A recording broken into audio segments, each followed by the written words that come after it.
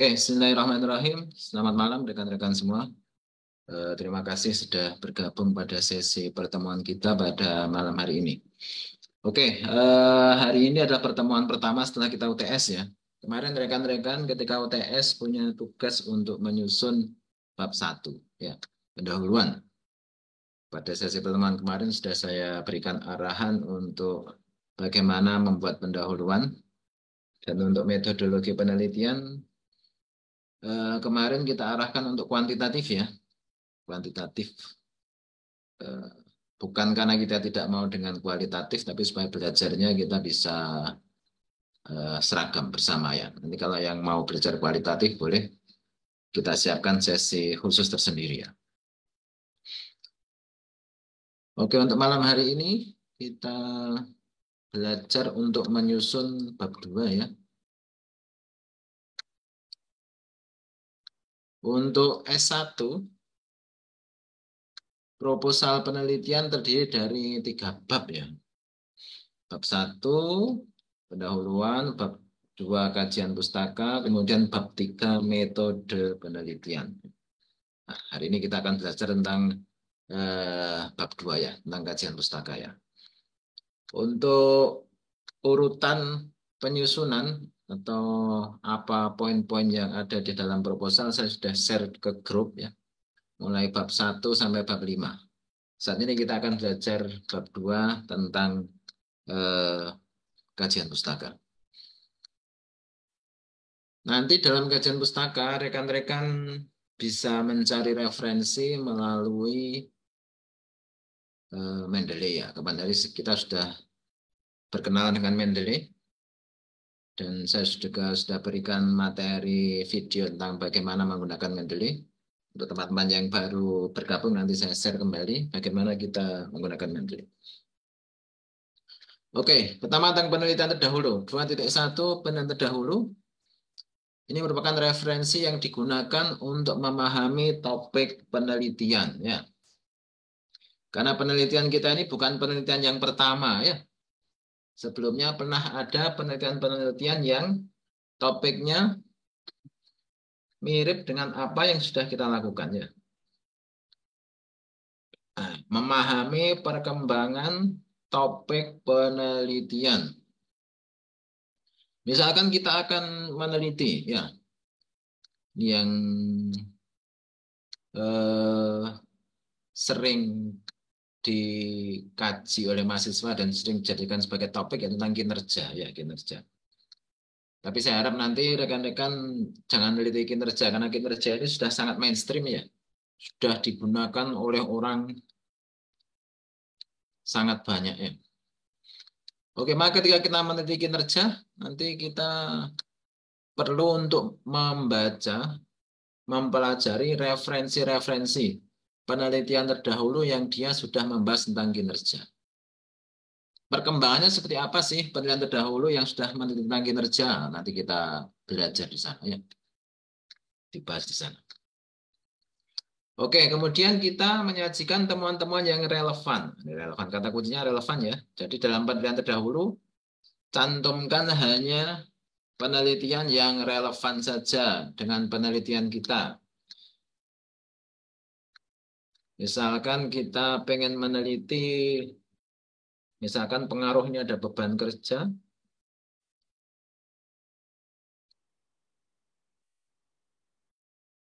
dalam hubungannya dengan work-life balance, misalkan ya, keseimbangan antara bekerja dengan kehidupan, misalkan gitu. Nah, maka nanti kita perlu untuk meneliti, menyajikan temuan-temuan yang relevan dengan topik yang kita pelajari. Siapa saja sih yang pernah meneliti tentang beban kerja, pengaruhnya terhadap work-life balance, gitu kan ya.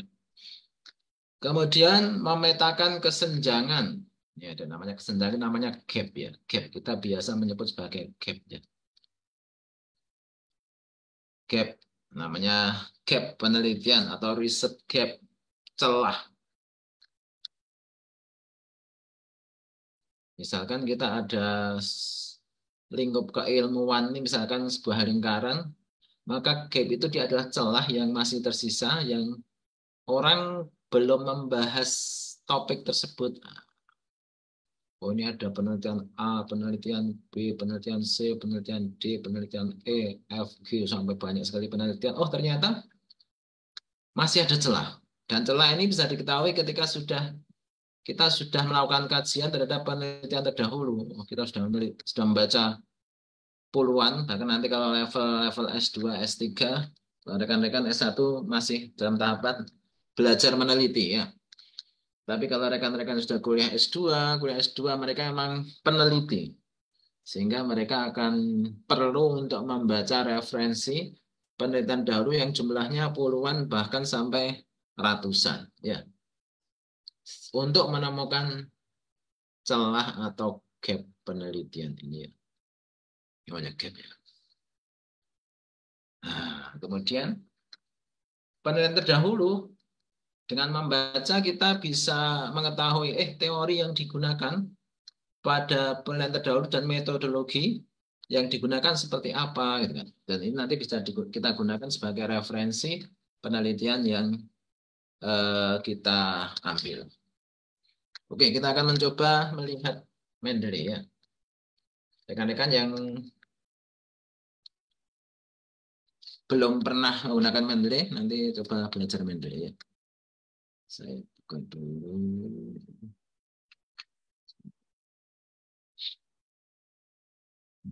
Mendeley. Cukup di ketik mendeley.com ya.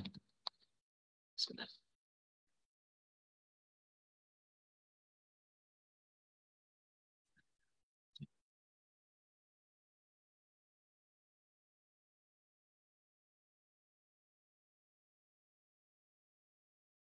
Oke, tinggal ketik saja ya. Mendeley.com ya. Nanti kalau teman-teman menggunakan Mendeley, teman-teman akan diminta untuk membuat akun ya.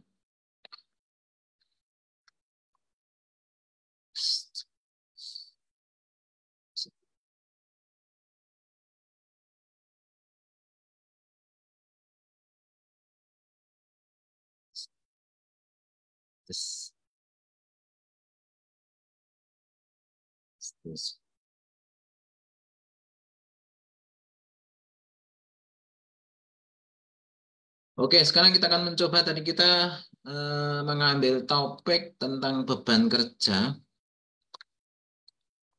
kemudian work-life balance.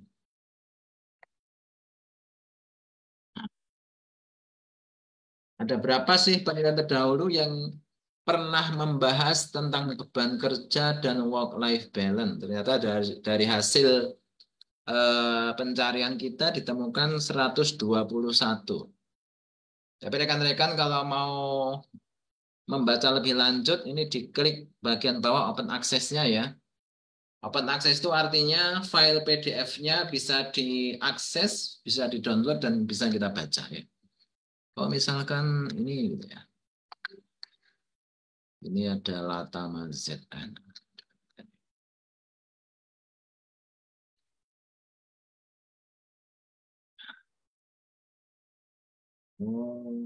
Dengan kita mempelajari penelitian terdahulu, kita bisa melihat teori yang digunakan ini apa sih gitu kan.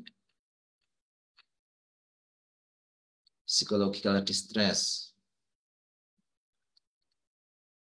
Kemudian work-life balance. Nah, dan metodenya kuantitatif. Instrumennya kuesioner yang paling umum ya. Wawancara dan dokumentasi ini ditulis. Tapi kalau untuk riset sama kuesioner, saya menyarankan wawancara dan dokumentasi tidak usah ditulis karena memang hasilnya murni dari kuesionernya. Oke, yang lainnya coba seperti apa? Kita baca lagi. Kalau ini nah, dia ada variabel interveningnya atau variabel perantara yang ada di tengah. Work-life balance, modelnya mana ya? Oh, dia tidak tidak menggambarkan model kerangka konseptualnya. Ya. Harusnya digambarkan supaya bisa diketahui oleh para pembaca. Kalau seperti ini kan modelnya kurang lebihnya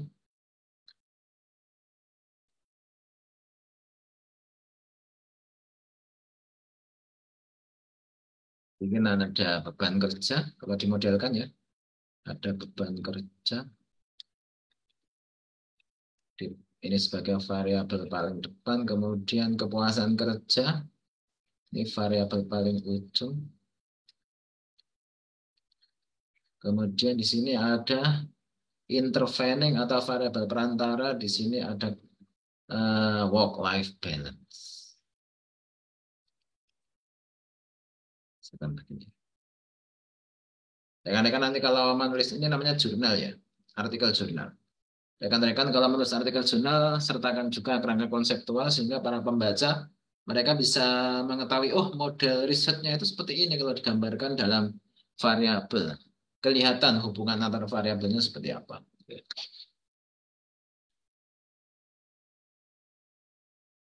Oke, itu untuk penelitian terdahulu ya.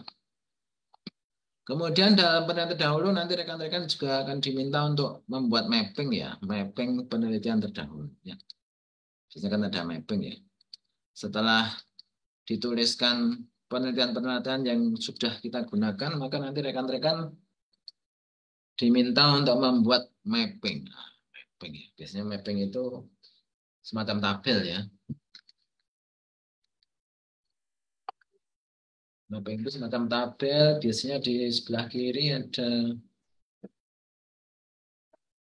ada autor dan tahun biasanya. Peneliti dan ada tahunnya, ini yang paling kiri ya. Membuat mapping ya. Karena nanti sesuaikan dengan petunjuk yang ada ya. Kemudian di sini tujuan penelitian. Tujuan penelitian. Nanti di sampingnya ada metode penelitian.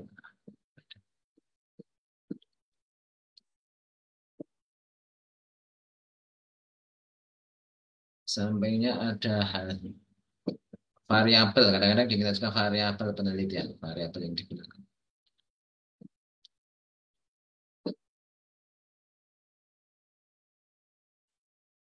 Sini ada hasil penelitian. Kemudian paling belakang biasanya ada perbedaan atau persamaan.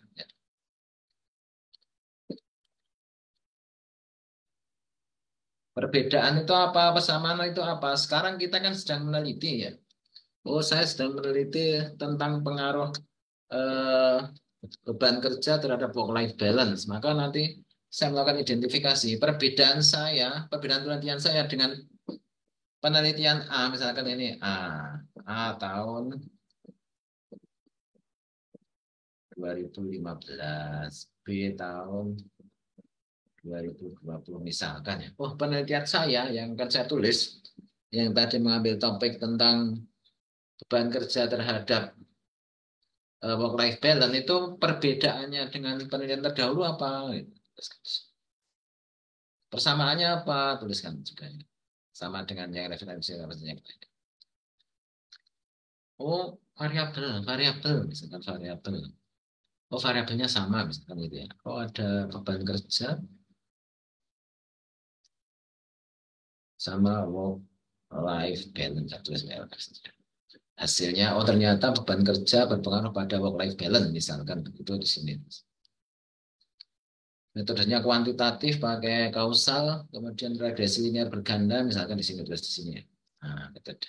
Tujuannya mengetahui pengaruh beban kerja terhadap work life balance, misalkan seperti itu. Ditulis semua ya. Penelitian 1, A, penelitian B, penelitian C, penelitian D, penelitian E, sampai penelitian seterusnya. Biasanya diminta sekitar 15 riset terdahulu, yang 10 jurnal nasional, yang 5 nanti jurnal internasional atau jurnal berbahasa Inggris. Setelah kita mengidentifikasi nanti kalau yang sudah bisa, dia bisa mengidentifikasi gap-nya ya atau celah penelitiannya. Kalau kita sudah menemukan, oh nanti ketemu gap-nya atau celah penelitiannya setelah kita membuat kajian atau mempelajari banyak artikel jurnal. Oke, itu untuk penelitian dahulu. Berikutnya rangka teori. Teori, ini memasukkan teori ya. Teori itu pandangan seorang ahli terhadap sebuah fenomena. Bagaimana ahli, misalkan ada ahli A, dia memandang, oh beban kerja itu seperti apa sih, pengertiannya apa, indikatornya apa, itu masukkan dalam kategori teori. Kemudian yang masuk dalam kerangka teori ini apa saja? Ini ya, semua konsep atau semua variabel yang masuk di judul, maka dia harus masuk di rangka teori. Pengaruh beban kerja terhadap tadi apa kepuasan kerja dengan work life balance sebagai variabel intervening misalkan, maka minimal yang di rangka teori ada 3 ya. Ada beban kerja, kemudian ada kepuasan kerja, dan minimal ada work life balance. Oke, untuk riset-riset kuantitatif ini ya, maka minimal dalam setiap teori dia ada pengertian dan indikator. Yang lain-lain bisa ditambahkan atau tidak ditambahkan juga tidak apa-apa. Misalkan kita, oh beban kerja. Maka minimal pertama ada pengertian beban kerja.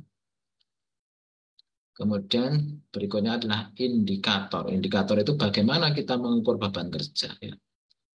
Nah, minimal ada 2 ini ya. Setiap dalam riset-riset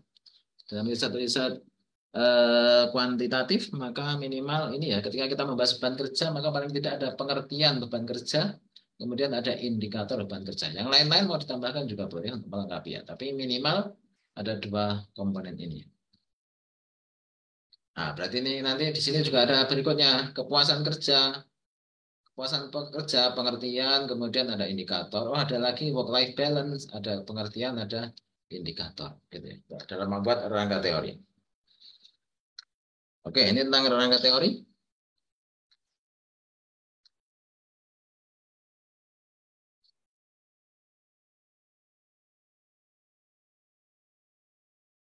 Nah, kemudian kerangka konsep penelitian. Nah, ini seperti yang sudah saya gambarkan di awal tadi, ketika kita melihat artikel jurnal, yang satu tadi tidak ada kerangka konsepnya. Ya. Kerangka konsepnya tidak ada.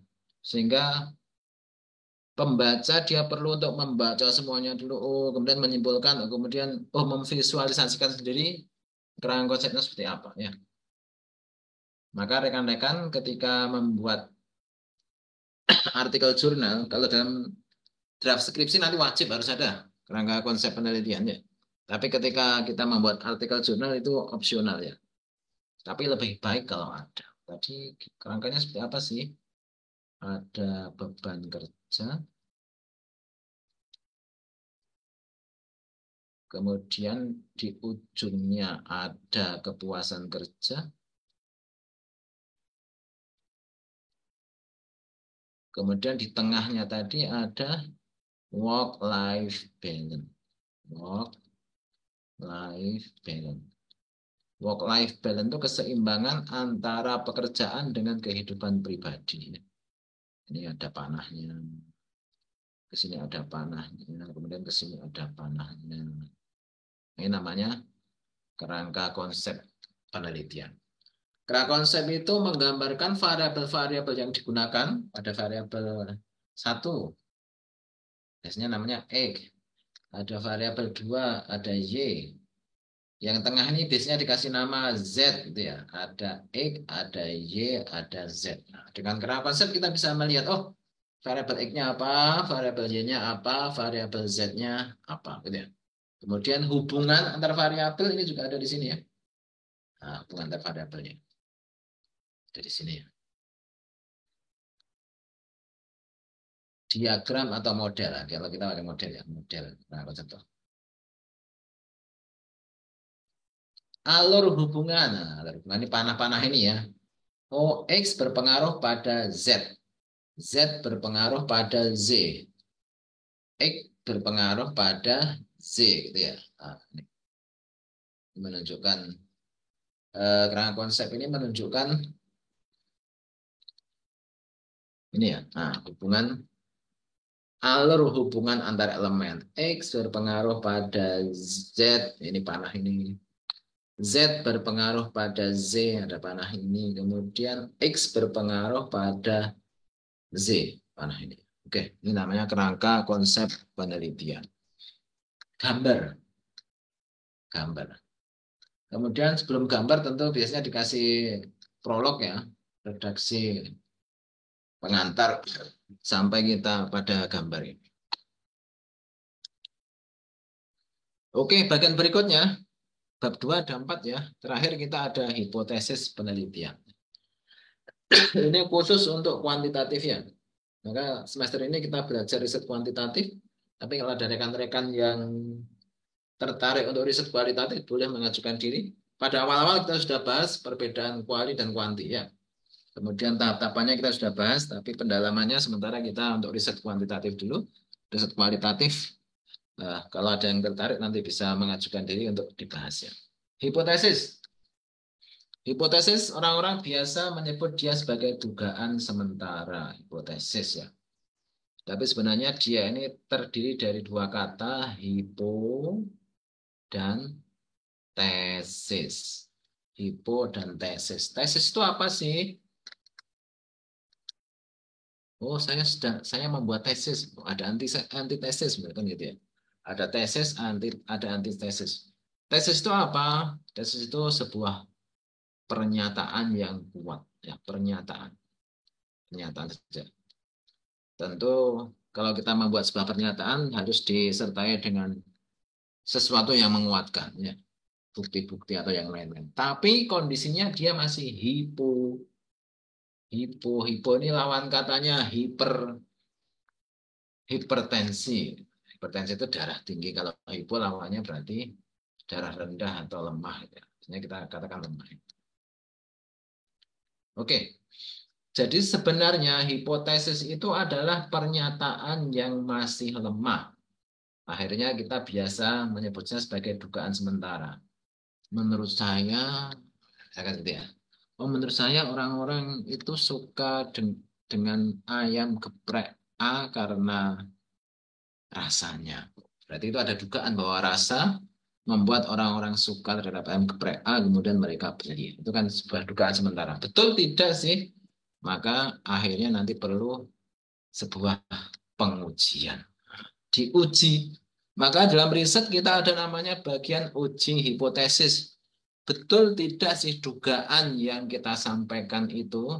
Betul tidak sih rasa itu punya pengaruh pada kesukaan kemudian orang jadi beli? Betul enggak sih? Maka nanti perlu diuji.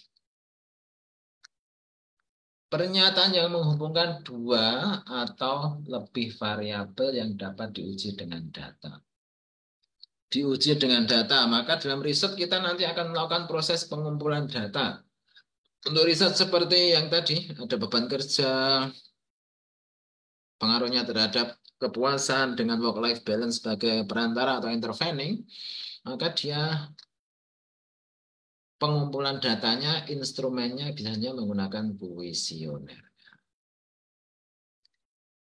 Banyak riset dalam ilmu sosial, ilmu non-eksak yang dia menggunakan kuesioner. Ya. Oke, hipotesis dia memberikan arahan awal. Oh, jadi ada arah ya. Ketika kita riset ada arahnya. Oh, saya ini mau meneliti apa sih? Oh, saya mau meneliti pengaruh yang tadi itu beban kerja terhadap kepuasan melalui work-life balance. Oh. Itu ada arahnya. Nah, sehingga nanti data-data yang kita kumpulkan ya terkait dengan variabel A, variabel B, variabel C. Olah datanya juga hanya untuk menganalisis pengaruh dari beban kerja terhadap kepuasan melalui work-life balance. Ya. Hipotesisnya hubungan sebab akibat ataupun hipotesis deskriptif juga ada, tapi untuk riset-riset S1 jarang pakai hipotesis deskriptif ya. Biasanya pakai hubungan sebab akibat atau bisa komparasi atau korelasi ya. Kalau ini kausal, namanya kausal ya, ini kausal. Kausal itu sebab akibat, tapi ada yang lain namanya komparasi. Kita membandingkan beberapa dua atau lebih keadaan namanya komparasi atau korelasi.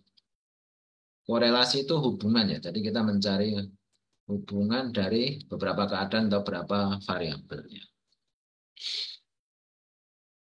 Oke, ini materi kita untuk malam hari ini. Nanti materi ini sudah saya rekam sehingga nanti rekan-rekan bisa memutar kembali rekamannya. Bisa dicicil pengerjaannya sehingga nanti ketika UAS sudah ringan dan UAS nanti presentasi ya, semua presentasi.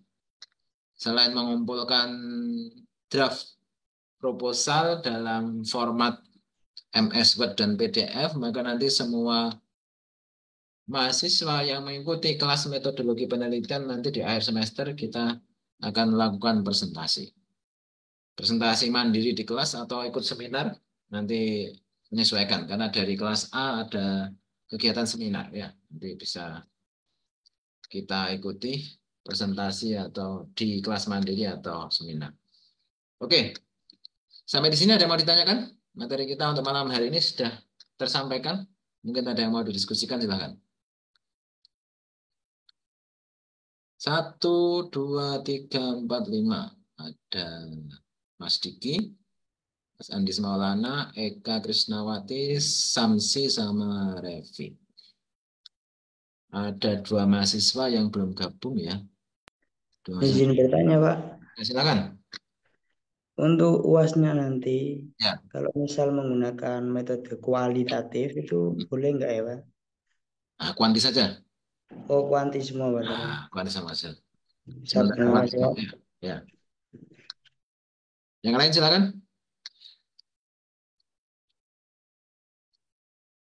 Yang lain ada pertanyaan? Karena waktu kalau kelas C kan waktu pembahasannya, kelas B, C waktu kita ketemu membahas kan terbatas ya, sehingga sementara kita fokuskan kepada pembahasan kuantitatif. Kecuali kelas A, kalau kelas A kan waktu kita ketemu kan lebih banyak ya, kita tetap muka diskusi lebih panjang lebar sehingga kita bahas baik kuali atau kuanti ya. Tapi untuk kelas B ataupun C sementara kita batasi pada riset kuantitatif dulu. Ada yang mau ditanyakan? Oke, kalau tidak ada, saya ucapkan sekian dulu. Terima kasih atas kehadiran dari rekan-rekan semua. Selamat malam, tetap semangat, belajar terus. Karena belajar itu akan membuka pintu masa depan yang lebih cerah. Kayak begitu saya tadi baru baca. Gitu. Oke, terima kasih. Selamat malam. Assalamualaikum warahmatullahi wabarakatuh. Waalaikumsalam. Waalaikumsalam warahmatullahi Terima kasih, Pak. wabarakatuh. Oke.